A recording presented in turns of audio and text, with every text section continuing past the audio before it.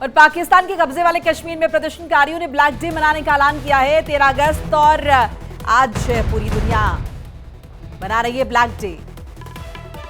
Awami action committee की दुनिया भर के कश्मीरियों से अपील, पाकिस्तान दूतावासों का घेराव, विरोध प्रदर्शन का प्लान। तो पाकिस्तान एक तरफ आजादी का दिवस मना रहा है और दूसरी तरफ इसे पाकिस्तान के कब्जे वाले हिस्से में जो कश्मीरी है वो इसे ब्लैक डे के तौर पर मना रहे हैं। तो 14 अगस्त का दिन भले ही पाकिस्तान के लिए आजादी का दिन हो, लेकिन यहां पर जो पाकिस्तान के कब्जे वाला कश्मीर है, यहां पर जो आवाम फंसी हुई है, उनके लिए 14 अगस्त का दिन किसी बुरे सपने से कम नहीं। ब्लैक डे मनाया जा रहा है। ब्लैक डे के तौर पर इस दिन को याद किया जा रहा है। पाकिस्तान के कब्जे वाले कश्मीर में किस तरीके से यहां की आवाम मूलभूत सुविधाओं, चीजों से दूर है, उन्हें प्रताड़ना झेलनी पड़ रही है। एक तरीके से अगर हम देखिए, मानवीय संकट यहां पर उत्पन्न हो गया तो कहना गलत नहीं होगा। इन सब के बीच ये भूखे प्यासे पाकिस्तान के कब्जे वाले जो लोग हैं, जो आवाम है, ये अपने हक की लगातार मांग कर रही है। तो पाकिस्तान के स्वतंत्रता दिवस पर ब्लैक डे, जेएसी ने काला दिवस की घोषणा की है। आज पीओके बंद है, सड़कों पर जल रहे हैं टायर। रावलकोट और मुजफ्फराबाद में जुलूस निकाले जा रहे हैं। पाकिस्तान के कब्जे वाले कश्मीर में आज काला दिवस मनाया जा रहा है।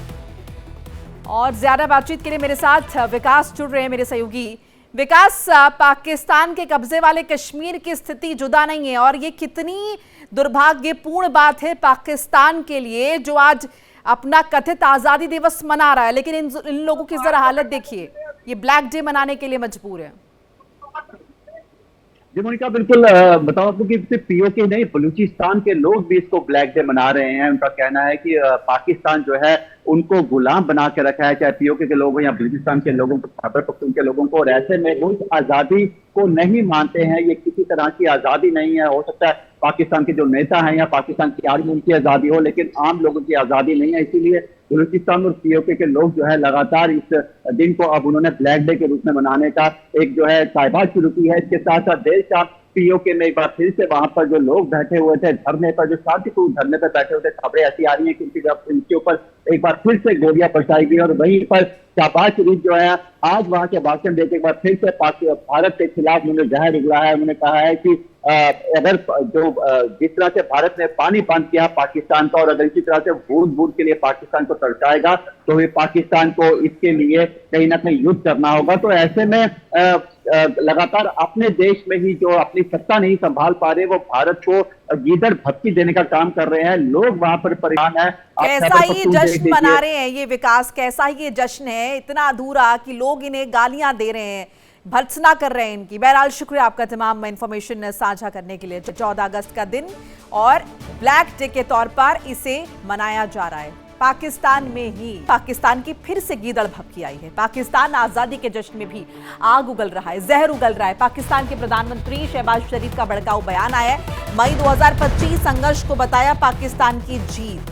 पाकिस्तान ने फिर भारत को पानी और जंग की धमकी दी है। सिंधु जल संधि पर शहबाज शरीफ का स्टेटमेंट। शहबाज शरीफ ने सिंधु जल समझौते पर चेतावनी दी। एक एक बूंद हमारी रेड लाइन है, ये शहबाज शरीफ ने कहा। चुनौती मिली तो और कड़ा जवाब देंगे।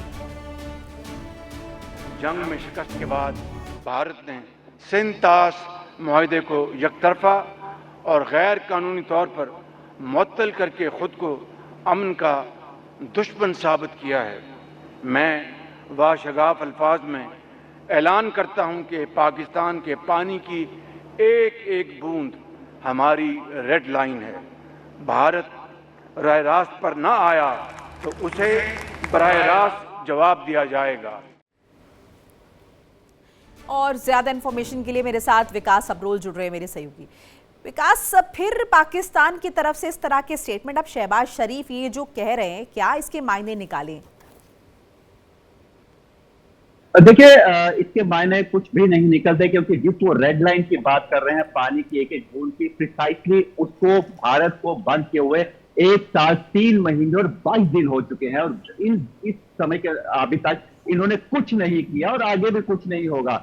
वो जानते हैं कि उनके हाथ में कुछ नहीं है, वो उस पर कुछ नहीं कर सकते, सिर्फ अपने लोगों को जो देश को बनाने का काम वहां की सरकार, वहां की आर्मी करती है और वही करती आ रही है। देखिए खैबर पख्तून उनके हाथ से निकल चुका है, बलूचिस्तान ने अपने आप को अलग देश घोषित कर दिया, अपना नेशनल एंथम हो गया है, उन्होंने अपना जो है स्वतंत्रता दिवस मनाना शुरू कर दिया है। पीओके आज ब्लैक डे मना रहा है, बलूचिस्तान ब्लैक डे मना रहा है पाकिस्तान का जो स्वतंत्रता दिवस है। तो आप सोचिए वहां पे हालात कैसे हैं, अपना घर तो संभल नहीं रहा और दूसरों के घर में सांझा करने की कोशिश कर रहे हैं। तो ऐसे में ये सिर्फ और इनको एक सिर्फ मिलती है। यानी विकास मायने यही है कि डिस्ट्रैक्ट करे अपनी जनता को, और जैसे कि आपने कहा कि बेवकूफ बनाए अपनी आवाम को, क्योंकि आपसे अपनी स्थितियां संभल नहीं रही हैं। अब आप यहाँ पर भारत का नाम ले लेकर कुल मिलाकर एक तरीके से लाइमलाइट ले रहे हैं, क्योंकि इससे ज्यादा आप कुछ कर नहीं सकते। जी बिल्कुल, देखिए इससे ज्यादा वो कुछ कर भी नहीं सकते, क्योंकि सारी की सारी ताकत जो आसिफ मुनीर के हाथ में है और वही जो है पाकिस्तान चला रहे हैं। और ऐसे में सिर्फ आज स्वतंत्रता दिवस था तो उनको कुछ एक बहुत के खिलाफ बोलना था, एक रटी रटाई लाइन जो हमेशा बोलते हैं उसी को उन्होंने आज कॉपी पेस्ट किया है, इससे ज्यादा कुछ नहीं है। अब देखिए कि पाकिस्तान के हालात क्या है, इसने अपने आप को एक बहुत बड़ा देश बनाने की कोशिश की, ईरान यूएस में मध्यस्थता करके वहां भी इसने मुंह की खाई, जहां जहां ये गया वहां से मुंह की खाई। इन्होंने भी करार किया था सऊदी अरब और तुर्की के साथ, उसके बाद भी सऊदी अरब पे हमला हुआ, इन्होंने क्या किया, क्या इन्होंने उसकी कोई मदद की? नहीं की। तो ऐसे में ये जो पाकिस्तान है ये सिर्फ बातें करने के लिए है, सिर्फ एक और एक ऐसा मंच विकास जहां पर इन्हें अपनी उपलब्धियां गिनानी चाहिए थी, लेकिन दुर्भाग्यपूर्ण बात है कि इनके पास उपलब्धियों के नाम पर कुछ है नहीं और इसीलिए बार बार वही रटी रटाई बातों का जिक्र। शुक्रिया आपका तमाम इन्फॉर्मेशन साझा करने के लिए विकास। देखिए इंडिया डेली 24/7 अब आपके स्मार्ट टीवी पर। इंडिया डेली मौजूद है सभी डिजिटल प्लेटफॉर्म पर लाइव और लगातार। इंडिया डेली 24/7 हर दिन राष्ट्र को समर्पित।